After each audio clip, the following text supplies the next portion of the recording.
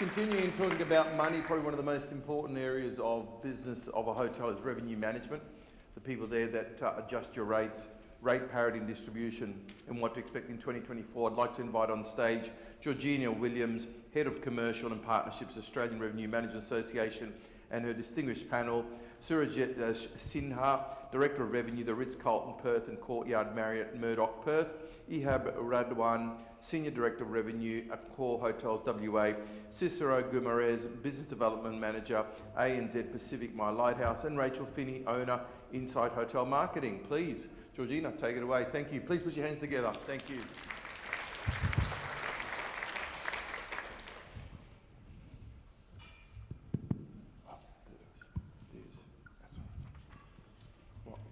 Microphone. Can we have the microphone onto the... thank you. I'm such a hotelier, I have to redecorate the stage a little bit, so sorry about that. I have such an esteemed panel here, thank you very much. I'm really looking forward to listening to you as leaders of revenue and commercial. It's always so much fun because we could have a pit fire here and it's going to definitely be a robust conversation. So, as Adrian introduced me, I'm with ARMA, Australian Revenue Management Association. I'm not here to sell anything on my table over there. We advocate for training and upselling, and certified courses as well. So that's what we do, and you don't know what you don't know with revenue, and so we are here to help. Now, for everyone here, just to give you a little bit of frame, my questions have been around revenue and technology, its impact on revenue strategy, understanding guest behavior based on loyalty and other initiatives, and really taking a holistic approach to commercial as well.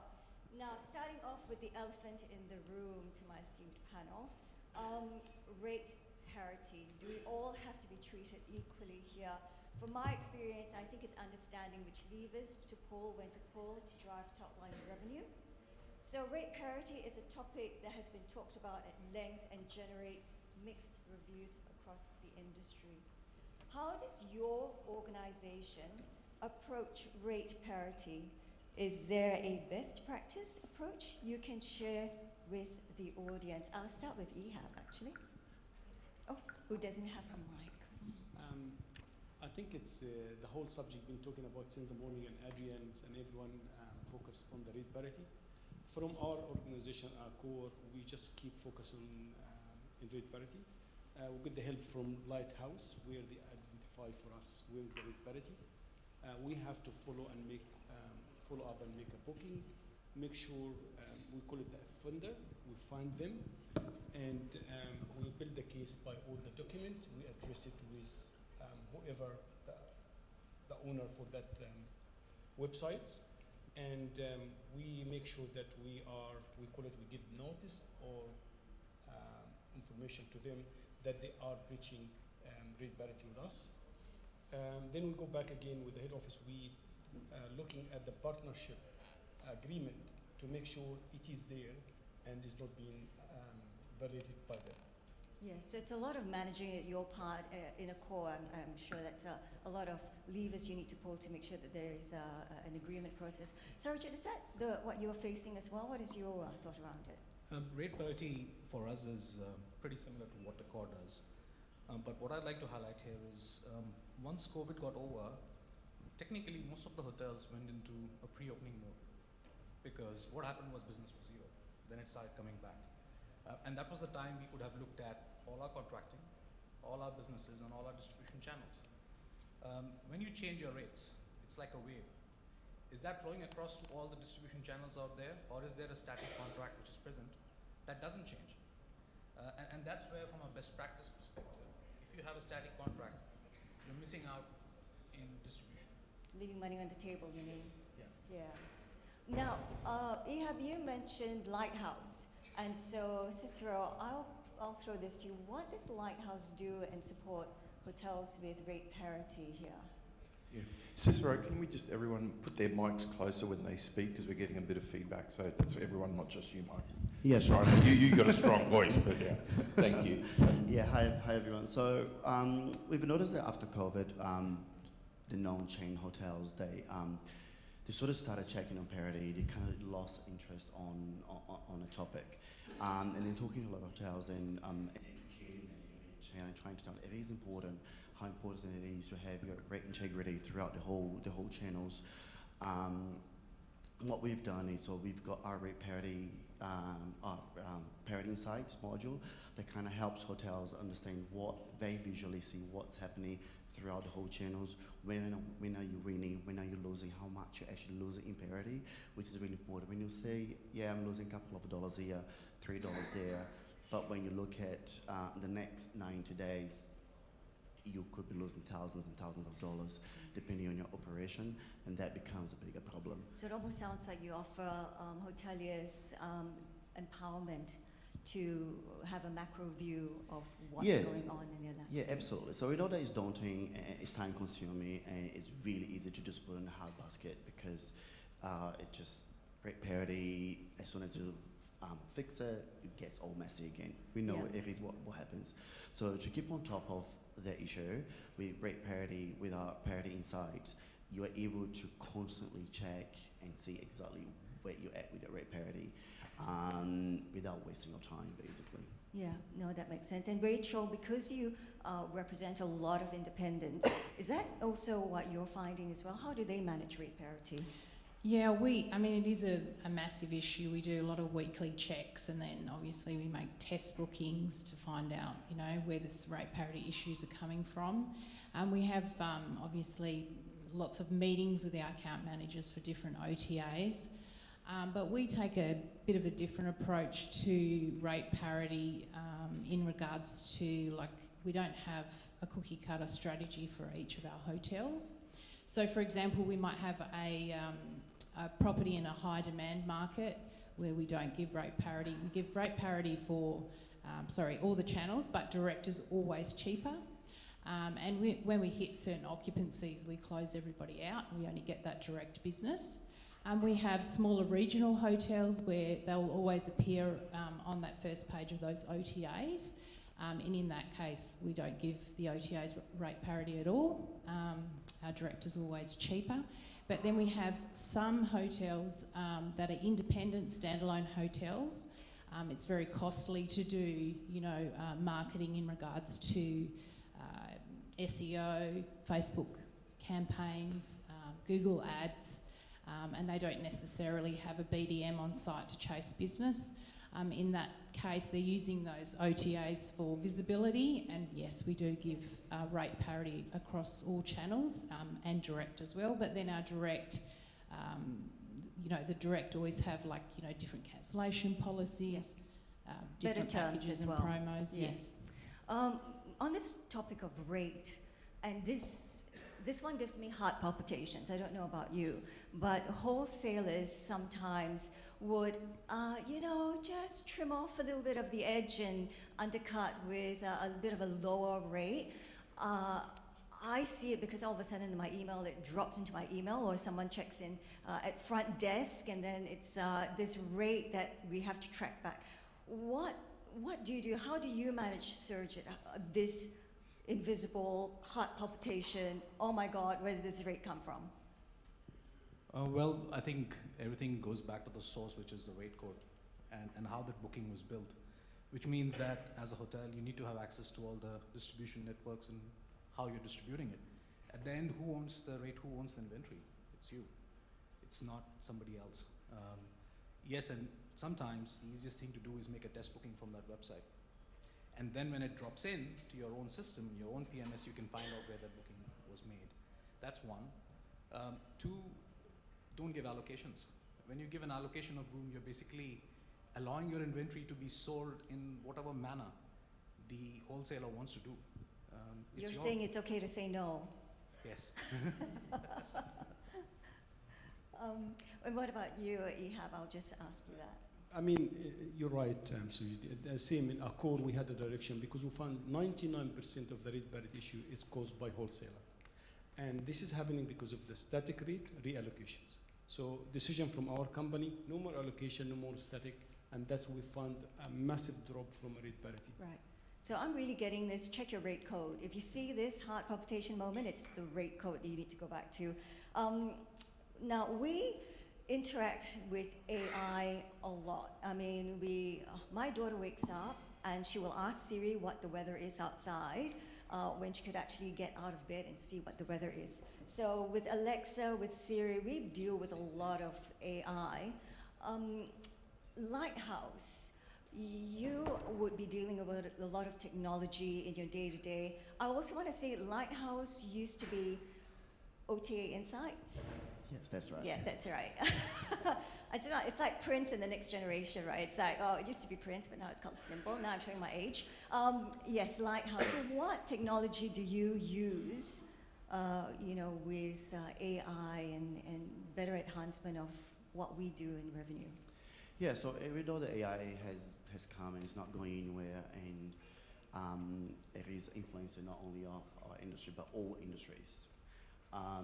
So what we believe is we need to use AI on our benefit in enhancing our current process and procedures that we've been using for many years. So just to make our lives easier, so you can concentrate what's more important, which is the guest. So what we've done is we have created a module called Pricing Assistant. So what that does is pretty much AI based. So it picks up the rates from the competitors using AI in your pre-settings on the system, and it gives you a rate recommendation. The rate recommendation goes to your PMS, and all you need to do is accept it or decline.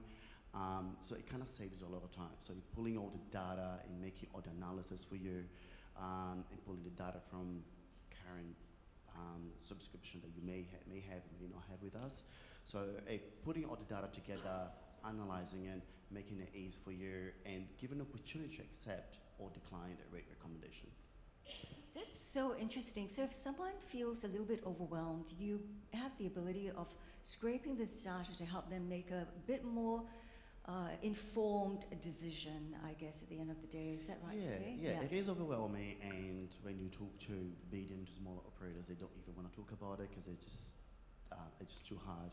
It goes in a hard basket. So we just make it easier. So we'll scrape all the OTAs, the data that is out there from your property and your comset. We'll look at market demand, and we'll do analysis based on the presets that you add in the system. That's brilliant. Basing out of your comset which one's more important or less important, and which days of the week are the busiest for you and not so busy. And based on that, we'll do the analysis and push the recommendation. Sure. Yeah. I'm going to be a little bit controversial here and ask about loyalty. And I've said, look, revenue and loyalty are almost like that, a dovetail relationship. Does offering discounts, discounted rates to direct and loyal customers negatively impact on yield? Because you're having to discount. And, if I put my marketing hat on, I think, oh, it's great, it's a loyal, it's an 80-20 rule. But, if I put my revenue hat on, I've got to actually offer discounts for the loyalty benefit. And is that going to really impact on my profit margin? How do you balance that? I might just ask you, Rachel, and then I'll throw that to Ehab as well. Yeah, sure. I think you need to basically think about how much it costs to get new customers. It can be very costly. So you need to look at that loyal customer, not just for that one night over that peak period where you're losing a bit of revenue, but you need to look at that traveller over a 12-month period. Are they giving you room nights and revenue on your low demand days?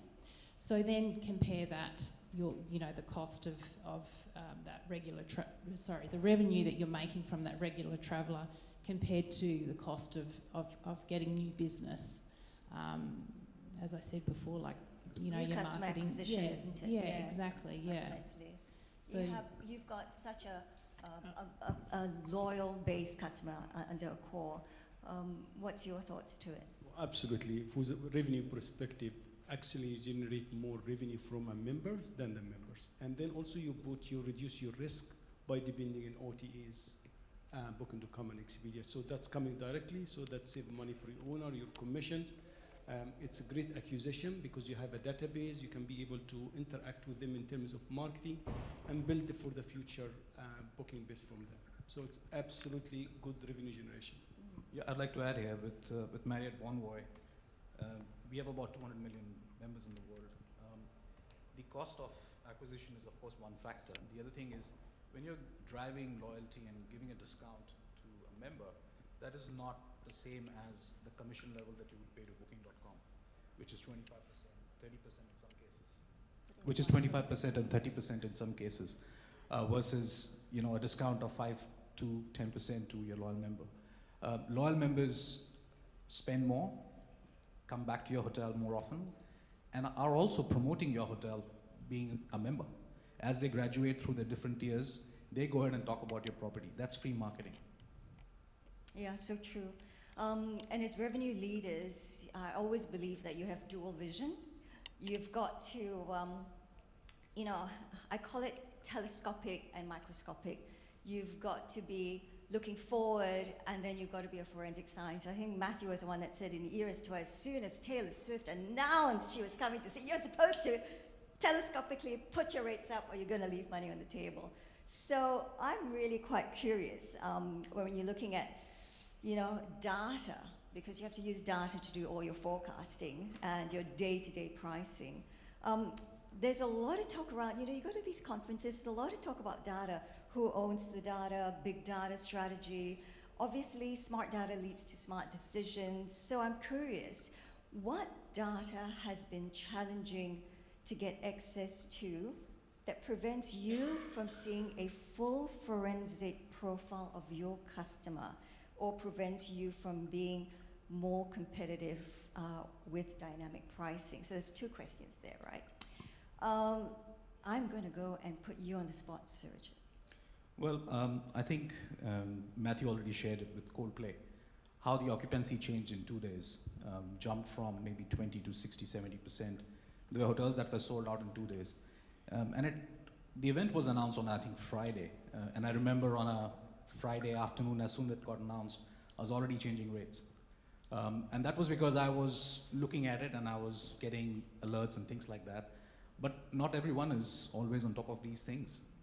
And a lot of people left money on the table. To give you a size comparison, Melbourne is a 40,000 room destination. Perth is 10 to 12 in the CBD. So of course there is going to be tremendous amount of compression. We are 1/4 the size of Melbourne. And then we saw that it was announced on a day when there's already going to be a peak period, middle of November. So we did 100%, which we would have done anyways. So our rates would have been high, but we would have probably, some hotels would have missed a chance of really capitalizing on a very, very high occupancy date. That's one. The second part that I think sometimes we don't understand is, yes, we're getting these bookings. Where are they coming from? Which country? How? And that is a forward pace that we generally don't get that quickly. We do get a lot of statistics, be it from the airport, be it from Tourism WA, but they are based on what has happened in the past, 2023 at this point in time. But when we want to look at the next 6 months, or the events that are there, we generally don't get that of data that instantly. That impacts whether you can charge, increase your rates by 50% or 100%. Perth is a very special event-dominated destination, being the size of what we are. So what you're saying is that sometimes you don't know whether they're VFR travelers or corporate travelers, and what data you're getting is past data. Ehab, is that something that you share the same sentiments about? Absolutely. I mean, look, WA, how the people coming to WA? We are isolated. It's a reality. So everyone has to come through an airport somewhere. Airport data, it's so behind. We're getting all the airport data 3 months post to the event. So it's interesting enough, if we have that data in advance or at least on live streaming, we'll be able to help us to make quick decisions.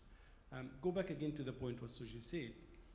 When we had the WWE, it's everyone panicking and says the hotel is 50%. But in a simple data, if you look to the Opti Stadium, how many tickets been sold? Tourism WA announced that we had around 12,000 people coming from other states or from overseas. in a simple way, all all the hotels in CBD are 10,000. So definitely you're going to be 100% full. And again, a lot of people left money on the table, and this is where they lack the stats and the data they have to make a decision from it. So as a market, I think there is a lag between reacting to that demand that is already being stimulated, and that's where we leave money on the table. Yeah, that's really interesting. I think collectively it's more of a broader discussion. One wish we could have on maximum occupancy. So I think that's probably part 2 of the continuation story if I get invited back. Now, extending that thought about profile customers, we see extensive brand portfolio created to suit the needs of customers, and I always think the mothership's got a lot of sublets of brands. In regard to an extended brand folio, we know that optimizing your brand value is crucial. What does it take to effectively create and optimize specific brands, and what challenges arises not to cannibalize your rates with all these brands, I think? I might have to throw this one to Ehab, and then maybe to anyone who wants to jump in as well. Please add to it. I mean, we as Accor, we manage different brands in Perth, from 5-star, 4-star, 3 stars, mid-scale, lifestyle. So again, you can be able to manage it, but you have to stick to your identity and your brand. If you start playing around and mixing, you start competing against each other and cannibalize each other. So you lose an opportunity from there. Make sure that you stick to your brand, what your brand standing for, and what you try to targeting is which segment you are trying to getting through. By being focused and identify that opportunity, definitely you maximize from there. I'd like to add here, I think every brand has a distinct pull towards a certain amount of people, right? A profile of individuals who would like to follow that brand. And with that brand comes expectations. And this expectation is not just local or in Australia, this expectation is global. And from that perspective, mirroring the service and the value with the price positioning of the brand, as someone would get that service in, let's say, Singapore or New York to what they get in Perth, that's the international client's expectation. And that at times can be constrained by labor costs and everything else that is out there, the destination, the flights. So that is something that a balance has to be maintained. Yeah. Rachel, do you want have you got anything to add with regards to the brand? And because you're representing a lot of independents as well, I think, did you share that sentiment? Yeah, I think the 2 guys have just covered that there, but yeah, it's very important to, sit down and identify exactly how you're going to be presented in the market, and, continue to work towards that brand, your goals and objectives. Yeah. During the day, we've always talked about the talent acquisition, getting talents to stay as well. There is a motivational tagline, as I always look on LinkedIn, that says aim to inspire. I'd really like to know what your companies are actually doing to train and to, address the severe shortage of staff coming to the hospitality industry. I might throw this out to anyone who can answer, addressing shortage of talent and what you're doing. I mean, from a terms of Accor and revenue management, again, like everyone else, it's very hard to find the talent, so we create a program, it's called Revenue Future. Revenue Future. Yeah, and that Revenue Future, it's a lot of people doesn't know exactly what revenue management is.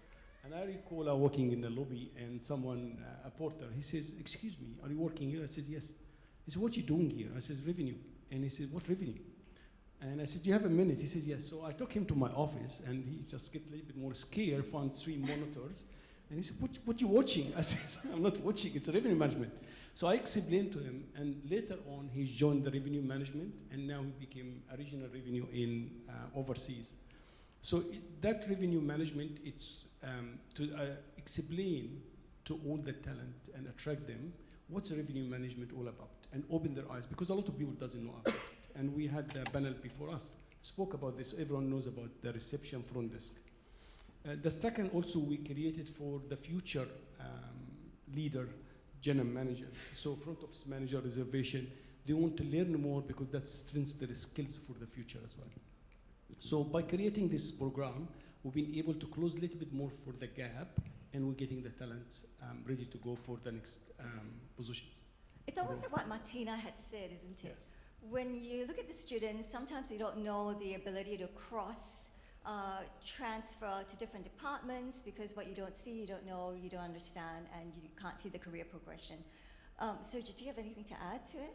I think most of the revenue management in Marriot is homegrown, where we do have our own academy, we have our own systems, we have our Voyager programs, and we have hours and hours of training. When I joined Marriott, I went through about 800 hours of training. I have currently moved someone who is an analyst, and we have to pass exams, do these things.